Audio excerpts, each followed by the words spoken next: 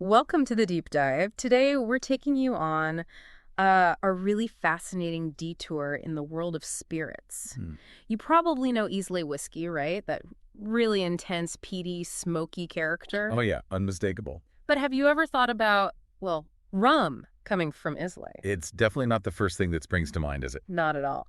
So we looked at the Islay Rum website, and there was a really good blog post on whiskey.dk too. Right. And we wanted to give you a kind of distilled understanding of this, well, pretty groundbreaking project. The first ever rum distillery on Islay. Yeah, the very first. So our mission today really is just to unpack the story behind Islay Rum.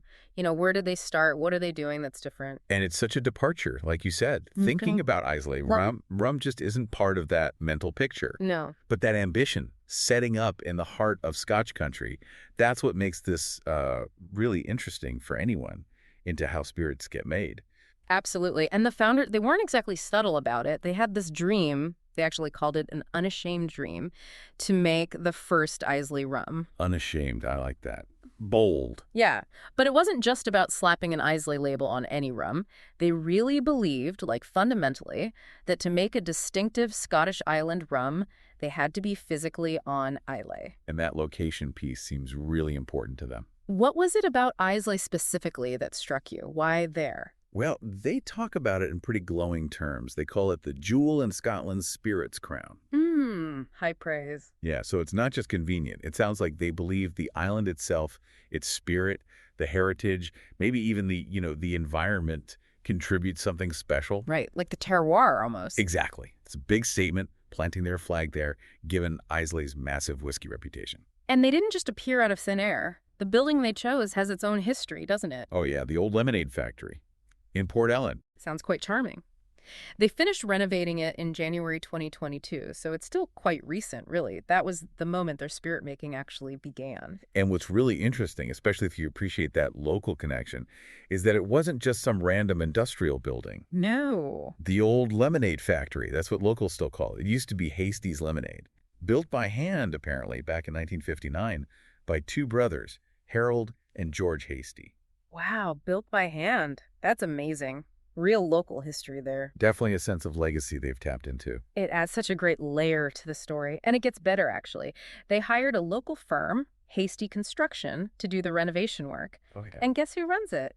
Scott Hasty. He's the grandson and the great-nephew of the original brothers who built the place. No way. That's fantastic. Talk about keeping it in the family, or at least in the local heritage. Right. Islay Rum specifically mentions the skill, care, and attention Scott brought. It really emphasizes those family values, that connection. That paints a really strong picture, doesn't it? Deeply rooted in the place. And the building itself, it had this original Art Deco style. Apparently, it was quite neglected for years, but they restored it.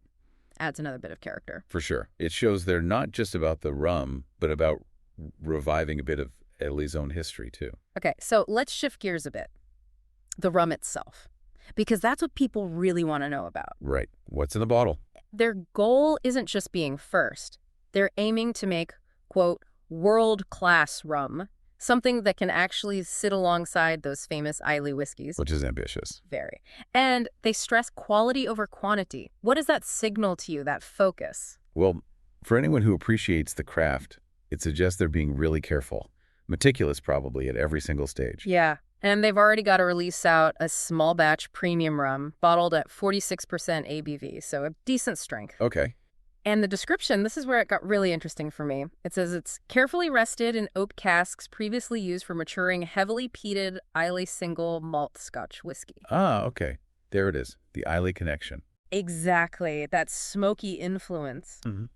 But in a rum. How cool is that? It's very clever, isn't it? A deliberate strategy to create something uniquely Islay. Yeah. You get those subtle peat smoke notes from the whiskey cask, but then combined with, they mentioned vanilla and a lovely coastal salinity. Sounds delicious, actually. It really does. A unique profile. It's not trying to be a Caribbean rum clone. Yeah. It's embracing where it comes from. Totally. It feels like a bridge, maybe, for Islay whiskey fans who are curious about rum. Could be. A familiar flavor note, the peat, but in a totally new context? Yeah, exactly. So how do they actually make it? The nuts and bolts, it's not just throwing molasses in old barrels, I assume. Oh, no, definitely not. They're Yeah. using a traditional copper pot still. But, and this is key, it has a twin retort and uses triple distillation. Okay, twin retort, triple distillation. The sources said that's unique in the UK. Yeah, that's quite specific. So what's interesting, especially if you're into the technical side, Yeah. is the precisions that setup gives them. It was designed by their head distiller, Ben Inglis. Ugh, the distiller. We'll get to him. Right. And his goal was to get a smooth, high-ester spirit from just one distillation run. High ester. What does that mean in simple terms? Esters are basically flavor compounds. They give rum a lot of its fruity, aromatic complexity. Getting high esters and smoothness in one go usually takes more work, maybe multiple runs or different stills. Okay. But this twin retort thing, it sort of acts like a second condenser. It allows more copper contact for the vapor, refining it, boosting those esters and smoothness more efficiently. Gotcha. So it's a clever bit of kit. Seems like it. And it was custom-made, handcrafted in Scotland by Speyside Copper Works. Speyside Copperworks. Interesting. A nod to the whiskey world again. Maybe. Definitely shows a commitment to quality equipment. It all seems very intentional, doesn't it? Aiming for those flavors evocative of the island. Absolutely. And you mentioned Ben Inglis, the head distiller. They seem to think he's pretty crucial. Oh, yeah. The Islay Rum folks basically say, flat out, there would be no Islay Rum without him. Wow, that's a huge statement. It really is. Yeah. And it highlights how vital that expertise, that vision, is for something like this. So what's his background? Well, he apparently has deep knowledge and a great passion for traditional rum distillation. Studied techniques from all over the world. Okay. So he didn't just show up guessing. He came with a clear vision for the spirit he wanted to make. He sounds like the secret ingredient, really. Yeah, the human element behind the tech. It seems like this blend of tradition and innovation runs through everything they do. It does. And that innovation, it goes beyond just the rum making, right? They're big on sustainability, too. Yes, definitely. They call themselves a green operation, running on 100% renewable electricity. That's pretty significant these days. Absolutely. For anyone thinking about environmental impact, that's a big plus. And it's not just the power source. Oh. They have a closed-loop cooling system, saves water, which is smart, especially on an island. Right, good point. Resource management. It shows they're thinking about the whole picture, their footprint. And there was something else, reusing part of the leftovers from distillation. Pot ale. Yeah, exactly. They reuse a significant proportion of that pot ale to start the next fermentation. Okay, why do that? 2 reasons, apparently. 1, it adds to the intense flavor of the final rum. Interesting. Flavor carryover. And 2, it saves water and heat energy, so it's efficient, sustainable, and contributes to the taste.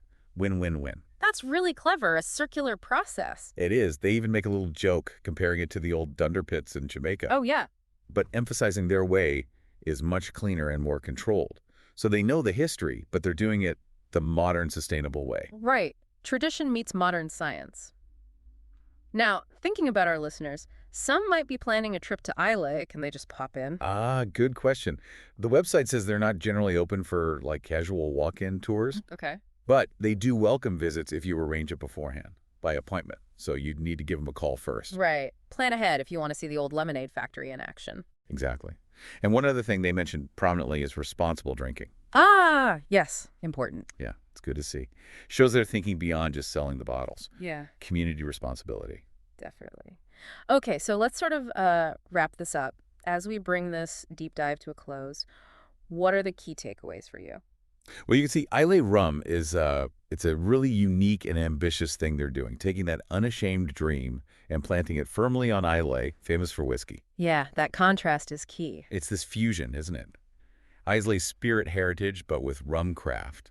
And that dedication to quality, it seems to be everywhere. From the building. To the unique still, the careful distillation, those peated whiskey casks. Right, leading to that smoky, vanilla coastal flavor they're aiming for. And you've also got their commitment to doing it sustainably, that modern approach. Yeah. What really stands out for me, and hopefully for you listening, is just the sheer vision and the passion behind it all. Mm-hmm. It's not just let's make rum on Islay. It feels more like they're carefully crafting something that respects the island, but also has its own clear identity. Yeah, carving out its own niche. Exactly. Absolutely. Okay, so that brings us to our final thought. Something for you, the listener, to maybe mull over after we finish. Okay. Given Islay's long history with distillation, a history built on innovating, adapting. Yeah, they've always pushed boundaries a bit. Right. So what other unexpected, maybe exciting drinks or even completely different artisanal products might come out of this amazing place in the future?